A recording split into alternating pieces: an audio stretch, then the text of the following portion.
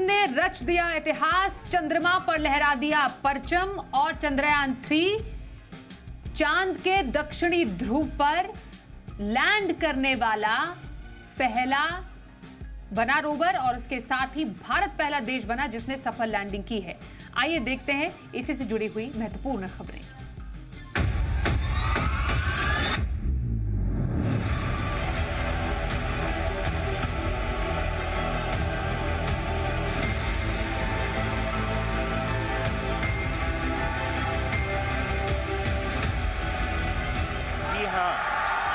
Screen पे देख सकते हैं लैंडर मॉड्यूल पूरी तरह से सेफली और सॉफ्टली चंद्रमा की सतह पे लैंड हो चुका है। Sir, we have achieved soft landing on the moon. India is on the moon. ये क्षण अभूतपूर्व, ये क्षण विकसित भारत के शंखनाद का है।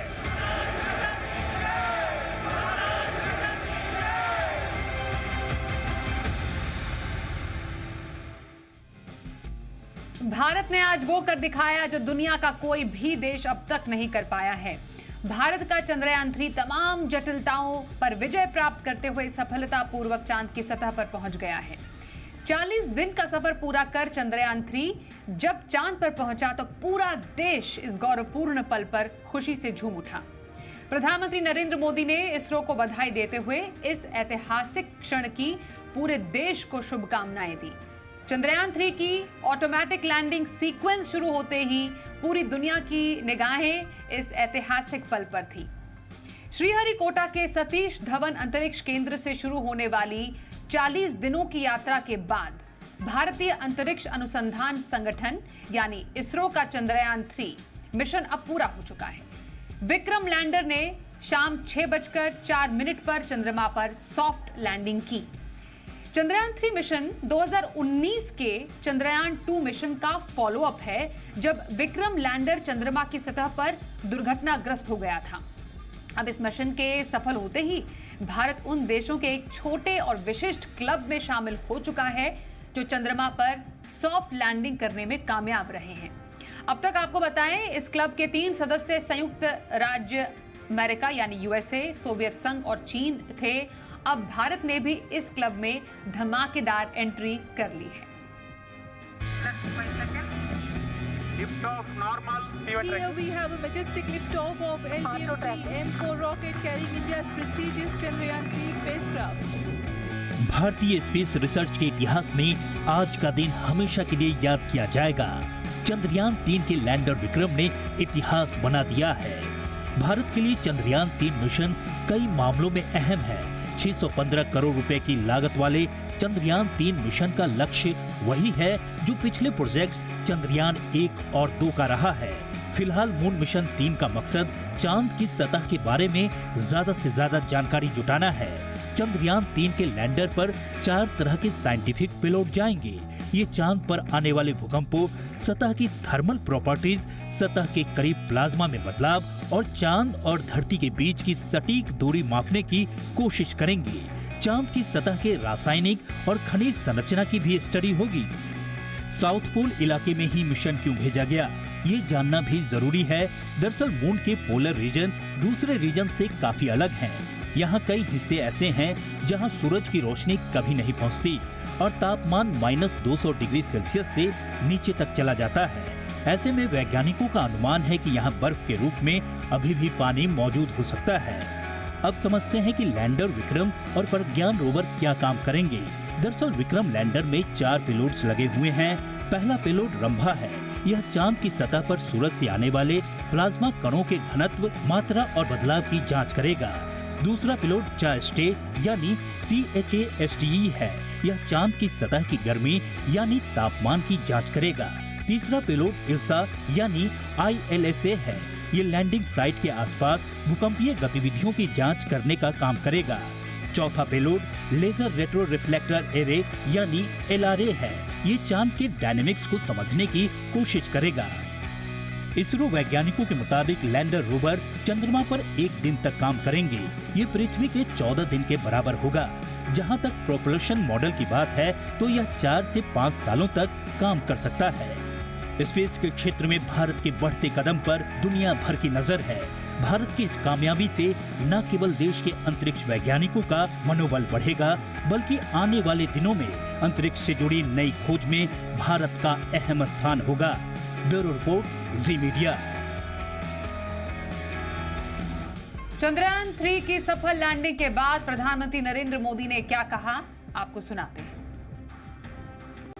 जब हम अपनी आंखों के सामने ऐसा इतिहास बनते हुए देखते हैं तो जीवन धन्य हो जाता है। ऐसी ऐतिहासिक घटनाएं राष्ट्र जीवन की चिरंजीव चेतना बन जाती है। ये पल अविस्मरणीय है। ये क्षण अभूतपूर्व है। ये क्षण विकसित भारत के शंखनाद का है। ये क्षण नए भारत के जयघोष का है। ये क्षण मुश्किलों के महासागर को पार करने का है। ये क्षण जीत के चंद्र पथ पर चलने का है। ये क्षण 140 करोड़ धड़कनों के सामर्थ्य का है। ये क्षण भारत में नई ऊर्जा, नया विश्वास, नई चेतना का है। ये क्षण भारत के उदयमान भाग्य के आह्वान का है। ये क्षण मुश्किलों के महासागर को पार करने का है। ये क्षण जीत के चंद्र पथ पर चलने का है। ये क्षण 140 करोड़ धड़कनों के सामर्थ्य का है। ये क्षण भारत में नई ऊर्जा, नया विश्वास, नई चेतना का है। ये क्षण भारत के उदयमान भाग्य के आह्वान का है। अमृत काल की प्रथम प्रभा में सफलता की ये अमृत वर्षा हुई है। हमने धरती पर संकल्प लिया और चांद पर उसे साकार किया। भारत में तो हम सभी लोग धरती को मां कहते हैं और चांद को मामा बुलाते हैं। कभी कहा जाता था चंदा मामा बहुत दूर के हैं। चंदा मामा बहुत दूर के हैं। अब एक दिन वो भी आएगा जब बच्चे कहा करेंगे चंदा मामा बस एक टूर के हैं। चंद्रयान 3 ने चंद्रमा पर सफल लैंडिंग कर इतिहास रचा। तो चंद्रयान 3 ने चंद्रमा के दक्षिणी ध्रुव पर सुरक्षित लैंडिंग की और इसके बाद देश में लोग खुशी से झूम उठे। इसरो का कंट्रोल सेंटर तालियों से गूंज उठा और इस मौके पर इसरो चीफ के चेहरे की खुशी देखते ही बन रही थी। देखिए। Let me take this opportunity to thank the people behind this mission. The project director of Chandrayaan 3 is here.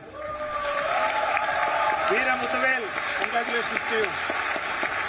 The associate project director, Kalpana, and the mission operations director, Srikanth. And the satellite was built at your Rao Satellite Center, Shankar and the director.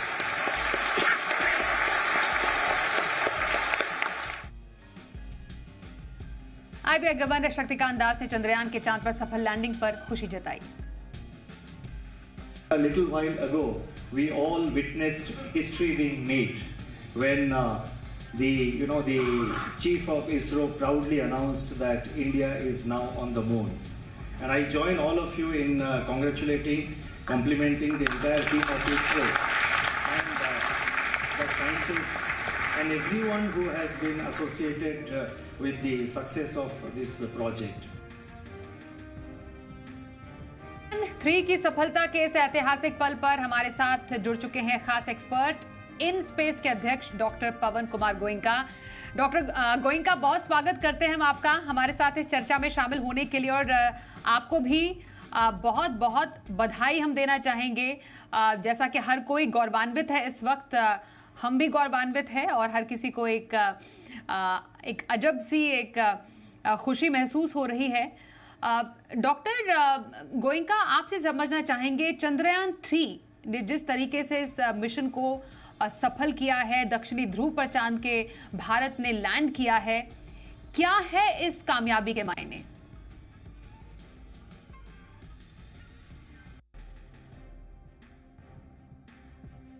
Doctor Goenka से हम थोड़ी देर में फिर से संपर्क करते हैं, लेकिन बहुत ही दिलचस्प ये सफर रहा है। वो इसलिए क्योंकि भारत का सबसे किफायती मिशन रहा है चंद्रयान 3। अब आपको बताएं वो कैसे, क्योंकि चंद्रयान 3 महज 615 करोड़ रुपए का ये मिशन रहा है, जो कि एक बहुत ही किफायती मिशन है। चंद्रयान 2 जो था वो 978 करोड़ रुपए का मिशन था। आइए डॉक्टर पवन कुमार गोयनका से बात करते हैं, हमारे साथ वो इस चर्चा में शामिल हो चुके हैं। डॉक्टर गोयनका, स्वागत करते हैं आपका, और मैं बधाई दे रही थी आपको भी, हमारे इस बहुत बड़े ऐतिहासिक क्षण के हम सब गवाह बने हैं। सर, सबसे पहले ये जानना चाहते हैं कि भारत ने जो इतिहास रचा है, अब इस मिशन के मायने हम किस तरह समझें? इस मिशन के मायने कई तरह से हमारे लिए जरूरी हैं। सबसे पहली चीज ये है कि पूरे विश्व में जो हमारी क्रेडिबिलिटी है स्पेस मिशंस के लिए, वो अब काफी आगे बढ़ गई इस मिशन से, क्योंकि ये एक बहुत ही प्रिसाइज मिशन था। और जैसा आपने देखा है कि हमें एक बार में सफलता नहीं मिली पिछली बार, और आज एकदम परफेक्ट हुआ है। So that is one very big thing, that we got a very good landing today and everyone appreciates the capability of India. दूसरी जो चीज़ है कि इस मिशन से जो स्पेस सेक्टर में इंटरेस्ट है, वो हमारे जो स्टार्टअप्स हैं, हमारी कंपनियां हैं, उनमें आगे बढ़ेगा, और उसके द्वारा वो ज़्यादा what we call big bets, यानी कि बड़ी छलांगे मारने पर तैयार होंगे। और जो हमारा उद्देश्य है कि प्राइवेट सेक्टर स्पेस में एक बड़ा योगदान करे, वो इस मिशन के कारण और आगे बढ़ेगा। और तीसरी चीज़ ये है कि प्राइवेट सेक्टर भी अभी टेक्नोलॉजी में आगे बढ़ रहा है धीरे धीरे। तो मुझे उम्मीद है कि हालांकि प्राइवेट सेक्टर अपने आप ऐसे मिशन नहीं करेंगे in the near future, but मेरी उम्मीद है कि वो इसरो में उनका योगदान आगे बढ़ेगा। बिल्कुल, तो इंडियन स्पेस सेक्टर इंडस्ट्री के लिए डॉक्टर गोयनका, जैसे आप कह रहे हैं कि नए आयाम खुलेंगे, एक बहुत बड़ा बूस्ट है। सर, अगर हम इस पूरे मिशन की बात करें, 14 दिन का ये मिशन है, इस मिशन से हासिल क्या होने वाला है? क्योंकि हर कोई अभी यही जानना चाहता है, क्योंकि इस बार हमने देखा कि कई जो नई पीढ़ी है, युवा पीढ़ी है, वो इस मिशन से बहुत क्लोजली जुड़ी। छोटे छोटे बच्चों को, स्कूल के बच्चों को हमने देखा इस मिशन को बहुत क्लोजली मॉनिटर करते हुए। तो हर कोई यही समझना चाहता है कि जो साउथ पोल पे भारत ऐसा पहला देश बना है जाने वाला, लैंड करने वाला, तो अब क्या खोज होगी, क्या हम इससे हासिल कर पाएंगे, क्या उपलब्धि है ये? देखिए, जहाँ तक मून मिशन का सवाल है, मून मिशन 40-50 साल से हो रहे हैं, और कई मिशन सक्सेसफुल हो चुके हैं। मून लैंडिंग हो चुकी है, ह्यूमन लैंडिंग हो चुकी है, और हर मिशन से हमें एक नया साइंटिफिक इंफॉर्मेशन मिलती है, एक नई जानकारी मिलती है, और उन जानकारी को हम ऐड करते हैं। भले ही वो भारत ने किया हो या रशिया ने किया हो या अमेरिका ने किया हो, उनको ऐड करके हमें मून के बारे में पूरी जानकारी मिलती है। And this scientific knowledge will someday help us to understand how we can leverage the resources on the moon, mineral resources, वहाँ के जो वाटर आइस रिसोर्सेज हैं वो सब, तो these are all adding to the scientific knowledge. ऐसा नहीं कहूँगा कि मैं एक मिशन से suddenly everything will change. This is a very important mission as you said कि पहली बार साउथ पोल के पास लैंडिंग हुई है, तो हमें उस हिस्से के बारे में जानकारी मिलेगी. वो जानकारी पहले किसी को भी नहीं मिली थी, एंड साइंटिफिक नॉलेज हमारा आगे बढ़ेगा. और डॉक्टर गोयनका, जैसा हम कुछ देर पहले बात कर रहे थे कि सबसे किफायती मिशन है ये, 615 करोड़ महज में चंद्रयान 3 का मिशन हमने हासिल करने में उपलब्धि हासिल की है.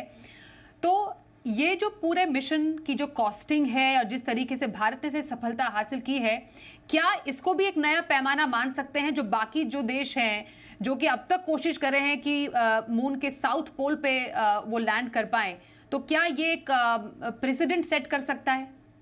जहाँ तक किफ़ायत का सवाल है, वो हमारे हर मिशंस में पहले भी एस्टैब्लिश हो चुका है. एंड इंडिया में हम देखते हैं हमेशा हर फील्ड में, केवल स्पेस में ही नहीं, हर फील्ड में कि हम जो काम करते हैं वो किफ़ायत से करते हैं. जहाँ वेस्टर्न वर्ल्ड में भी स्पेंडिंग 2, वी आर स्पेंडिंग 1 और मे बी इवन लोअर, जैसा हमने मार्स मिशन में भी देखा था और अभी चंद्रयान में भी देखा है. तो इसमें मैं ये नहीं कहूँगा मुझे इसमें आश्चर्य होता है, क्योंकि जहाँ तक मैं देख रहा हूँ कि इंडिया में हर काम किफ़ायत से होता है. और इसी कारण जो हमारे कम बजट पे भी हम काफ़ी काम कर सकते हैं स्पेस सेक्टर में. तो ये पॉसिबल है कि कम बजट में आगे ऐसे बहुत ही सफल मिशन हम कर सकते हैं. सर, जब ये मिशन सक्सेसफुल हुआ तो उसके बाद खुद प्रधानमंत्री नरेंद्र मोदी ने कहा ये तो बस शुरुआत है, उसके बाद अभी हम चांद से भी आगे जाएंगे. यहाँ पर सूर्य मिशन भी लॉन्च करेगा भारत, ऐसी बात की गई प्रधानमंत्री द्वारा. हम यहाँ पर आदित्य L1 मिशन की बात कर रहे हैं. सर, इसके बारे में थोड़ा समझना चाहेंगे. बियॉन्ड जो हम लूनर मिशन की बात करते हैं, वहां पर कितनी संभावनाएं हैं? जो पूरा स्पेस सेक्टर है, जो स्पेस एक्सप्लोरेशन है, वहां पर अब भारत की तरफ से और कौन से आयाम अब तलाशे जा सकते हैं? तो अभी जैसा आपने कहा कि next mission Aditya L1 mission है. जहाँ तक मेरा मानना है, शायद एक ऐसा मिशन अब तक दुनिया में हुआ है, और आदित्य L1 की जो दूरी है वो चंद्रमा की दूरी से 3 गुना ज़्यादा रहेगी, यानी कि 15 लाख किलोमीटर. बहुत ही मुश्किल मिशन है. 120 दिन वहाँ पहुँचने में लगेंगे. तो ये हमारा जो नेक्स्ट ये 2 सितंबर को लॉन्च होगा, और 120 दिन यानी कि 4 महीने बाद वो मिशन कंप्लीट होगा. उसके बाद हमारे ह्यूमन फ्लाइट्स जो जिसकी तैयारी काफ़ी समय चल रही है, वो मिशन शुरू होगा. और उसमें कई लॉन्चेज होंगी, क्योंकि पहले अनमैन्ड मिशन होगा, फिर मैन्ड मिशन होगा. So these two things, Aditya L1 and human flight, will take up most of the sort of scientific exploration in the next 2 to 3 years. बिल्कुल. सर, भारत ने जो हासिल किया है आज चंद्रयान 3 को चंद्रमा के दक्षिणी ध्रुव पर पहुंचाने का जो एक सफल मिशन है, वो अपने आप में ऐतिहासिक तो है ही भारत के लिए, पर संभावनाएं और तलाशना बेहद जरूरी है. क्योंकि अगर हम यूएस, रशिया, चाइना की बात करें, आज से लगभग 40 साल पहले हम देखते हैं कि चांद पर जो इंसान है वो भी कदम रख चुका है. लेकिन जो हम टेक्नोलॉजी की बात करते हैं, भारत ने जो 40 दिन में सफर तय किया चंद्रयान 3 का, अभी हमने देखा रशिया ने लूना भेजा, जरूर वो क्रैश जरूर हुआ, पर उससे पहले भी बहुत ही हाई स्पीड में डायरेक्ट थ्रस्ट से रॉकेट भेजे जा चुके हैं बाकी देशों के जरिए. यूएस और रशिया की बात करें, क्या भारत भी ऐसी तकनीक के जरिए आगे अपने स्पेस मिशंस कर सकता है? इसमें क्या कुछ चुनौतियां हैं या क्या संभावनाएं आप देखते हैं? देखिए, जहाँ तक मेरा सोचना है, हालांकि मैं डायरेक्टली इन्वॉल्व नहीं हूँ साइंटिफिक वर्क में इसरो के, लेकिन जहाँ तक मेरा सोचना है, भारत ने जो प्रोसेस चूज किया है, जो स्ट्रेटेजी है, वो ये है कि हम कम दाम में किफ़ायती के साथ और बहुत रिलायबल मिशंस करेंगे.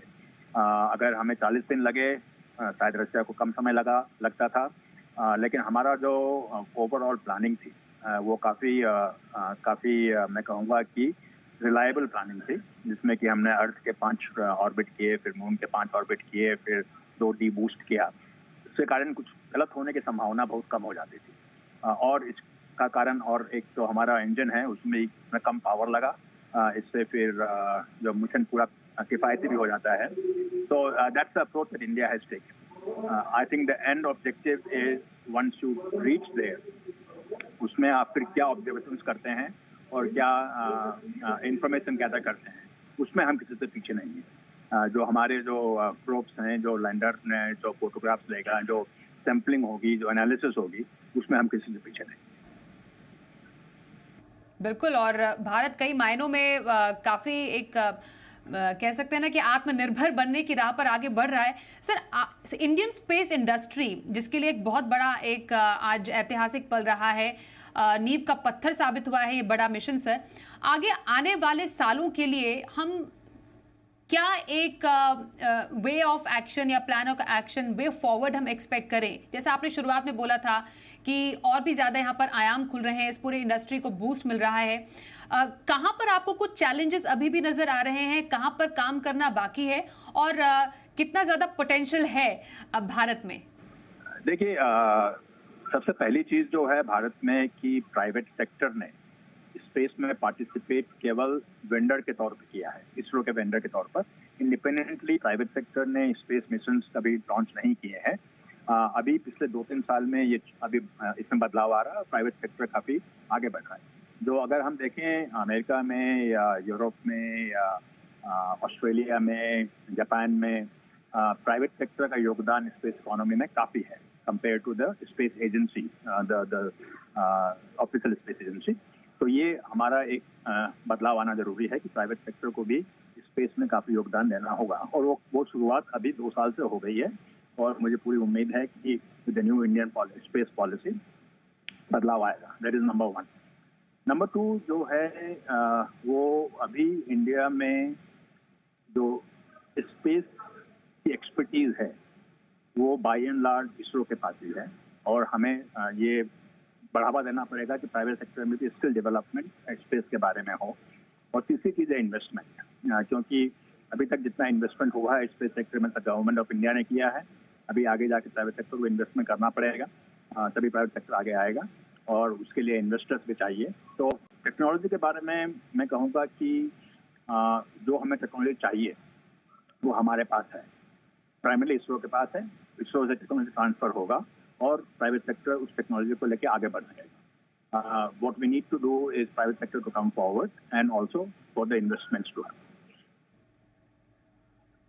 सर, बहुत ही मतलब अगर हम बेसिक लेवल पर अगर डेवलपमेंट की बात करें, क्योंकि जिस तरीके से हमने एक उत्साह आज युवा पीढ़ी में देखा है स्पेस टेक्नोलॉजी के लिए, क्योंकि अब आगे आने वाला सर टाइम आर्टिफिशियल इंटेलिजेंस का है, लोग ज़्यादा से ज़्यादा टेक्नोलॉजी की तरफ जा रहे हैं। तो जब हम स्किल डेवलपमेंट की, क्योंकि आपने बहुत महत्वपूर्ण बात यहाँ पर की है, स्पेस साइंटिस्ट और बने, और भी ज़्यादा हम स्पेस टेक्नोलॉजी में आगे बढ़े, आपको लगता है कि स्कूल कॉलेज लेवल पर भी इसको और ज़्यादा बढ़ावा देने की ज़रूरत है, और आगे बढ़कर जो कंपनीज एजेंसीज है वो स्किल डेवलपमेंट पे ज़्यादा ध्यान दें? देखिए, जो चंद्रयान मिशन आज कंप्लीट हुआ, लैंडिंग हुई, उसका एक बाई प्रोडक्ट बेनिफिट जो आता है कि स्कूल कॉलेजेस में जो हमारे युवा पीढ़ी है उसमें स्पेस सेक्टर के बारे में जानकारी और उत्साहन भी बढ़ जाता है। आज आपने देखा होगा पूरे दिन कितने स्कूलों में बच्चे देख रहे थे टीवी, बच्चे बैंड बजा रहे थे और चंद्रयान के लिए एक शुभकामनाएं कर रहे थे। तो उसका भी असर होता है, और स्कूल में इसके बारे में, स्कूल कॉलेजेस में इसके बारे में काफ़ी इंटरेस्ट बढ़ेगा, मेरा कहना है। और मैं ये भी देख रहा हूँ पिछले 2-3 सालों में कई जो इंजीनियरिंग कॉलेजेस हैं वो स्पेस के बारे में स्पेसिफिक डिग्री या स्पेसिफिक प्रोग्राम करने की कोशिश कर रही हैं। तो अभी जो पिछले 3 साल से या 2 साल से जो एक न्यू स्पेस पॉलिसी या न्यू स्पेस डायरेक्शन जो गवर्नमेंट ऑफ इंडिया ने लिया है under the leadership of prime minister Modi, उसके द्वारा स्किल डेवलपमेंट में युवा पीढ़ी में इंटरेस्ट आए स्पेस के बारे में, इसमें काफ़ी बढ़ोतरी होने वाली है।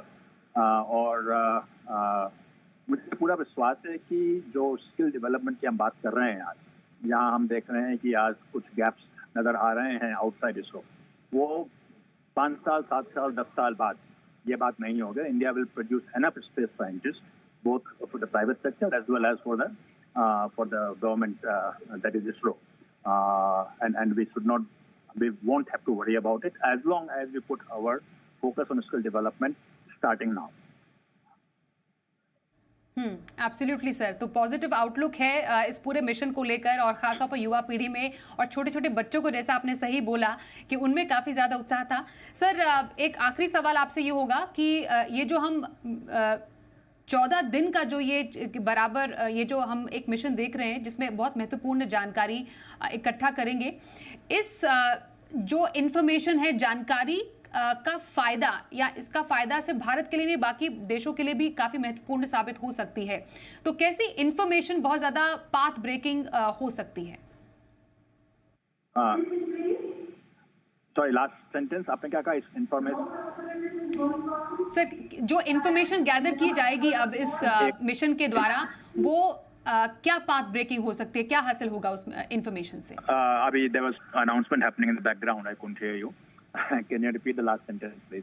सर बिल्कुल बिल्कुल सर, ये जो मिशन है उस जो सफल लैंडिंग हुई, इसके बाद जो अब इंफॉर्मेशन गैदर होगी उससे क्या फायदा होगा? अब जैसा कि मैंने कहा कुछ देर पहले कि ये पहली लैंडिंग हुई है नियर द साउथ।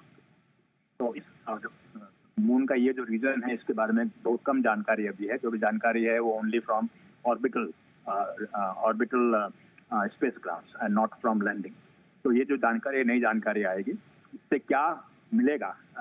शायद कुछ सरप्राइज हमें मिले जो अभी हम सोच भी नहीं सकते हैं। इसके सॉइल के बारे में कुछ डिटेल्स हमें मिलेंगी, सॉइल में क्या है, किस तरह के केमिकल्स हैं, वो सब डिटेल्स हमें आएंगे। जो मून की जो सरफेस है यहाँ पर, उस सरफेस की टोपोग्राफी क्या है, ये हमें पता लगेगा। And this will all add to the overall scientific knowledge that we have globally. जैसे कहा कि ये साइंटिफिक नॉलेज सब देश एक दूसरे के साथ शेयर करते हैं और काफी ओपनली शेयर करते हैं। So that scientific knowledge coming from various countries' missions will help us to understand moon better. जी, बहुत धन्यवाद करेंगे डॉक्टर पवन गोयनका हमारे साथ इस चर्चा में शामिल होने के लिए। और चांद पर तिरंगा लहराता हुआ हमने देखा आज, और एक बहुत ही सफल मिशन के लिए भारत को बहुत बहुत बधाई।